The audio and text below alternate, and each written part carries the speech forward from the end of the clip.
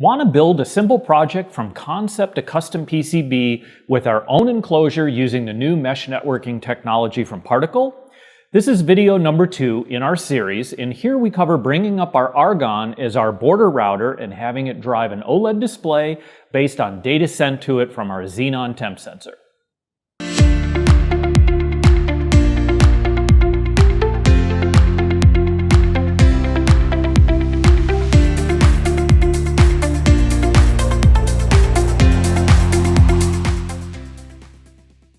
Alright, so in a previous video, we basically got our Xenon up and running, and we were also setting a couple of internal GPIO pins so that we could get to the external antenna. Now, technically this works, however, it's really not the desired way to do it because when the Xenon initially boots up, the device OS is going to want to try to connect to the mesh network, and it's going to do that before setup is called. And that's because of the automatic mode or system mode that it starts up in. So this technically doesn't work correctly because what it's going to do is it's going to jump on and try to find the network and do everything on the antenna that's on the board rather than using the external antenna and then switch over to the external antenna after that. And I'm not even sure this switching works at that point once it's connected to the mesh network. So we want to fix this, and the way to do it is to get it first into a system mode that is called semi-automatic. And so if we type that in, I love the completion in Visual Studio Code, very much like Xcode. And so what we are doing here is setting a system mode to semi-automatic. So there's 3 options: automatic, which is default if you don't supply anything; semi-automatic. What semi-automatic does is it will call setup without trying to connect to the mesh network. So at this point, it's going to be up to us to tell the device OS to make that connection, which is what we want because we want setup to run and we want these digital I/O pins to be set first. And then once that happens, we can then say mesh.connect, and that will put us onto the mesh network. And we can also then do particle.connect, which will put us onto the cloud. So 2 different calls. So what happens here is in this semi-automatic mode, these will get called, setup will return, the device OS will go off and do these things, but it won't call loop until it has actually created a successful connection. So let's run this and see what happens. So the first thing we'll do is we'll go ahead and put it in DFU mode. And actually what I want to do is just show, to start with, what happens if we don't call these, but we do have semi-automatic running. So we'll go ahead and build locally and upload.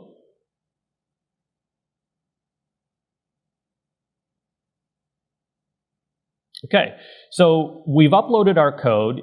In theory, the MCP is up and running, and we're in loop, and we're actually doing readings every 5 seconds. So let's confirm that loop is actually running, but we're off the mesh network, and therefore nothing's going to get sent out. So what we could do here is we could just flash our LED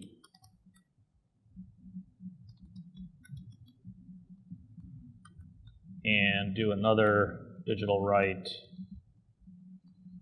turn it back low,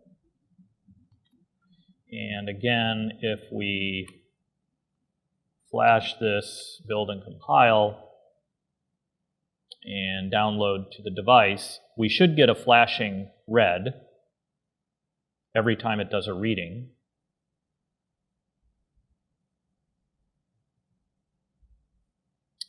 But we can see that we're not on the mesh network. So every 5 seconds, we get a 1-second blink, which is what we would expect, but we're not on the network. And that's because of that breathing white. And if you go to the documentation on this, you'll see for the Xenon mode for white, let me search for white here. Yeah. So the Xenon is breathing white means that you are not on the mesh network. So let's get on the mesh network. So to do that, we would go over here and we would say mesh connect. And now if we rebuild that,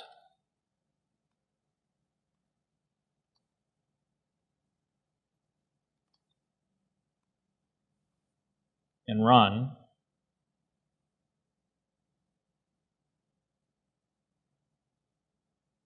so now we're getting a blinking green, and now we have a breathing green, if you will.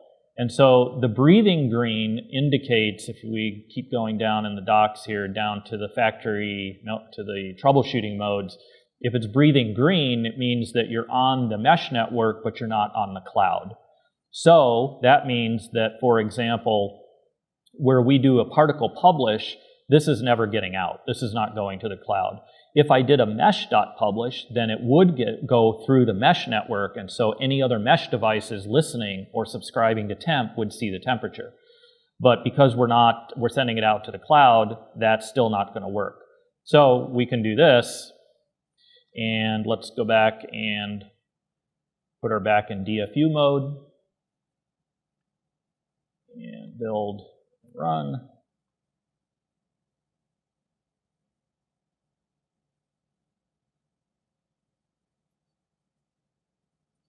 And now we're actually breathing cyan. So that tells me that we are on the cloud, and we're sending it, and we're using the external antenna. So that really is the right way to get the external antenna set up. All right, well, I'm really excited to jump in and get our Argon up and running and actually communicating with the Xenon and displaying temperature data. And we're going to do that by connecting it to this device here, which is basically a feather wing that has an OLED display on it. And this I just happen to have in my bin of boards and so forth here in the lab, and so I decided to use it. It's going to work fine. And so what we're going to do is hook this up. So usually with a hookup, we want to figure out what pins need to be hooked up in this process. It turns out that this SSD 1306 is the I2C version. And if I bring up a pinout for the feather wing, I see a bunch of different pins here. Now, I picked one of these at random. I could not find one that actually had the display in it, and the one that Adafruit provides doesn't actually label the pins. So I like this one because, one, it's really beautiful. I love these drawings. And two, they have everything well documented. So we can see SCL and SDA over here. And then we can see 3 volts and ground, which will have to be connected, and the reset does need to be connected. I've noticed that if you don't do that, then this is not going to work. And so what we're going to do to start with is I'm going to go wire this up, and then we'll get some coding going and see if we can talk to the display. So the first thing I'm going to do is unplug the Argon so that when I'm wiring, I'm not wiring it where it's plugged in, and we'll get this done.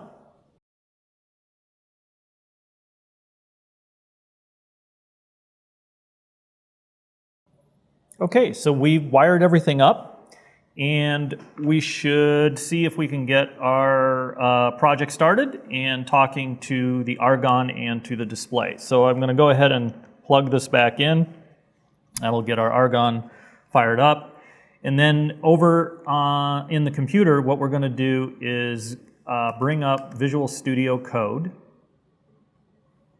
And of course, it's bringing up the Xenon, but that's okay. We're going to do Command Apple P and do Create New Project. We're going to go down and select Open, and we're going to say the current temp sensor project is where we want to be, so that's the folder we're going to open.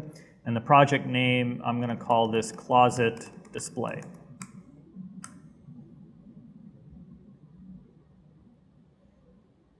So we've basically brought up a new project. At this point, I want to do configure workspace for device. We're going to pick the latest for the Argon, and we're going to give it the name. and it says the tool chain is ready to go. Now, because I have been working with the Xenon in the past, just to be safe, I'm going to do a clean application and device OS. So it's good practice if you're switching, at least right now in the tool set, to switch, if you're switching between Xenon and Argon and so forth, or even switching between projects, to do a clean. In fact, in the forums, the developers for this say clean often. So that's what I've done. And then I'm going to go ahead and I'm going to do a build. And the only downside to this is because it's been cleaned, it has to rebuild the device OS as well. So that's going to take a few minutes. In the meantime, while it's doing that, let's go over to our directory here in our terminal. And let's take a look at what our devices look like. So here we see dev CU USB modem, the 146101, and if I bring up my STTY command, sure enough, the last one I had was that, which is good. So essentially, I can say,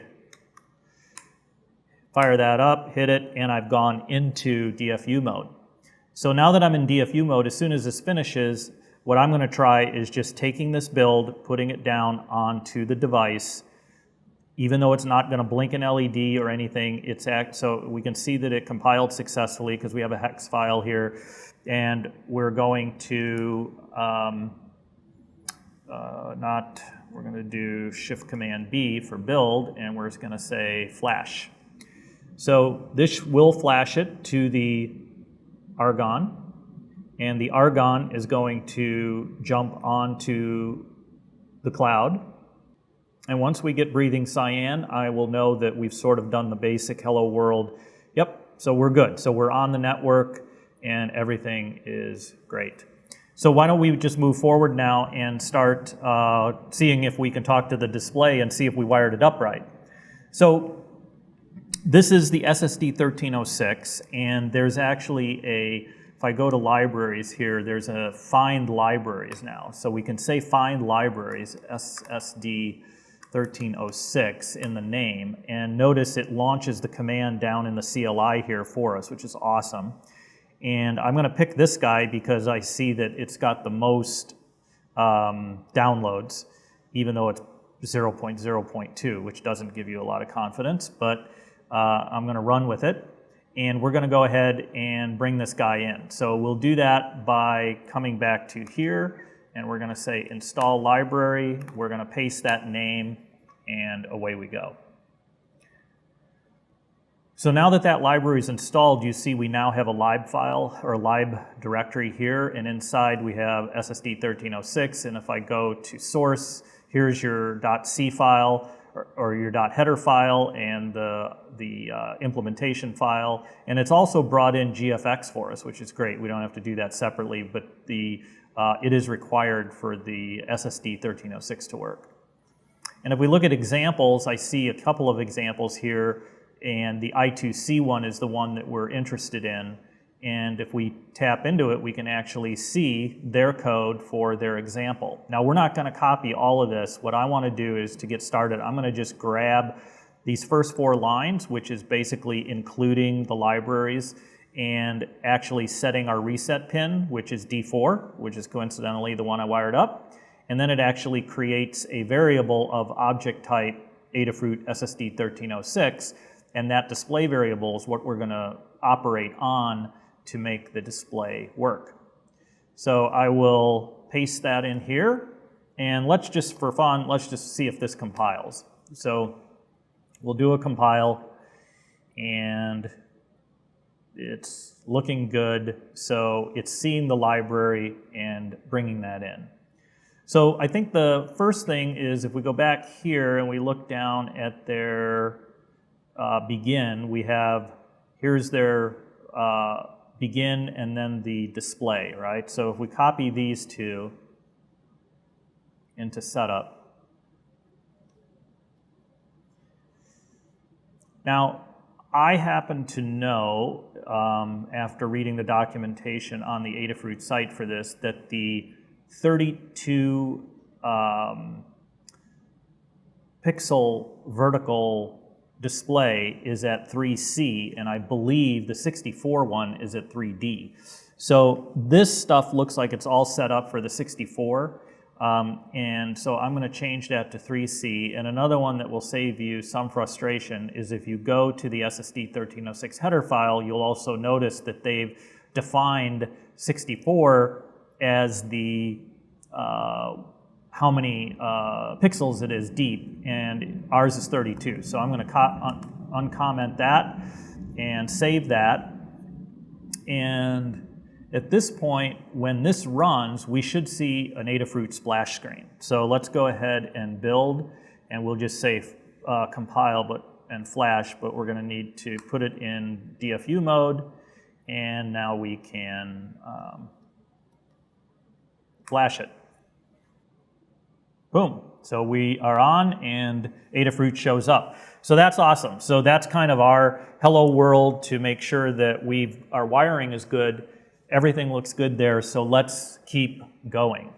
So essentially, what I want to do is display my own stuff. As much as I love Adafruit, I don't want that on my display. So what we're going to do is clear the display, and then I know for sure that when it displays text normally, it is pretty small. So we're going to set the size up to be 3 times as big as it normally would be. And we'll do the color to be white. And I don't like the code, the numbers or whatever we're displaying stuck right up at the top of the display. So I'm going to do set cursor, and we're going to bring it down 5 pixels off the top. And then we're going to display some message. So at this point, when this Argon fires up, it's really supposed to be waiting for messages or temperatures. So we'll just do print line waiting. And then we'll do display.display. Okay? So let's see how that works. So let's go ahead and put it in DFU mode and build by doing a flash local. And if this works, we should see waiting rather than Adafruit. Trying. Okay, there we go. So we're up, we have waiting, and we're ready to move on to actually subscribe to messages. So the way this would work is that any message going to our message queue of whatever name we want to give it, that is going to trigger the Argon to display something on the display. So the first thing we're going to do when we want to subscribe to something, subscribe to a specific message, is create the function that's going to run when that happens. So I'm going to say this function here is going to be show temp, and then they have to follow this convention for the arguments. So the first one is really a pointer to a string of the event name. And then we can do this again with data. The data is essentially the message data, what was sent. So we've got the show temp there, so we've got that as a placeholder. And then the other part of this is to actually do the subscription. So you would do particle.subscribe, and then we're going to say temperature update, and we're going to give it show temp, right? So, and I don't know, that might be too long. So let's just, so that I don't screw this up, let's just do something like that, update. So that's going to be the name of the message. And if we build this,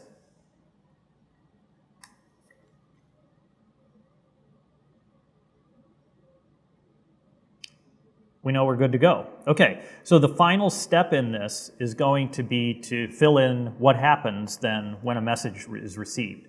So what we'll do is we'll clear the display. We will have to set our cursor again, so let me go down here. And because I believe when you clear the display, it's going to put me back at 0, 0. And then we want to just print what we received. So we're going to rely on the Xenon giving us the data in the right format so that the Argon can just display it, and then we actually want the display to display it. So we have those 4 lines there. So now at this point, I think we are pretty complete. So what I'm going to do is get this guy back in DFU mode, and we're going to flash it. And of course, our Xenon is still not even up and running yet. And so we're not really expecting anything other than to see waiting. But once we get the Xenon up and running and writing to this correct event queue, we'll be good to go.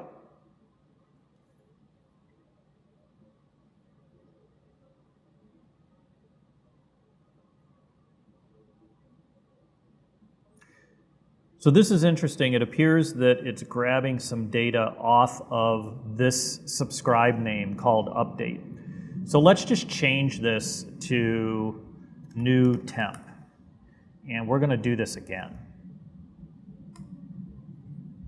Put it in DFU mode, and I am going to flash this. And now we should get back to waiting, and as long as there's nothing writing to that event queue that we picked by the name, we should be good to go. Come on, Argon, you can do it. Okay, there we go. So now we have waiting and we have no other noise there. So this is basically our channel, if you will, or event queue that we want to have the Xenon talk to. So what I'm going to do is I'm going to unplug the Argon and plug it into just USB power, and then I'm going to plug the Xenon in.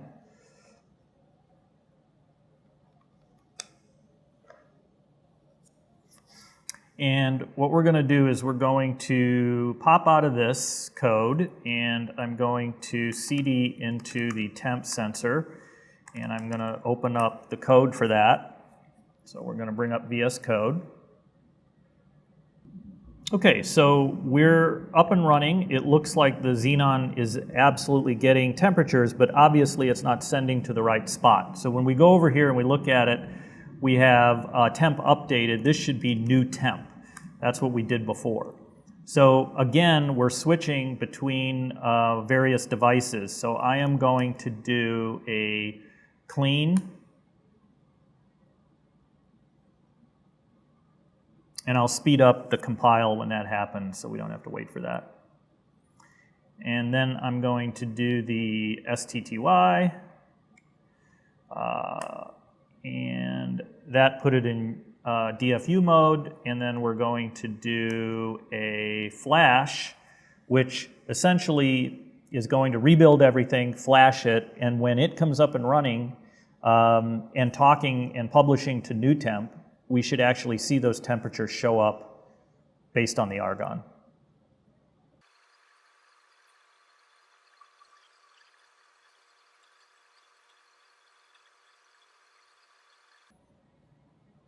Okay, so now we are up and running, and temperatures are going to the Argon, and they are showing up on the display.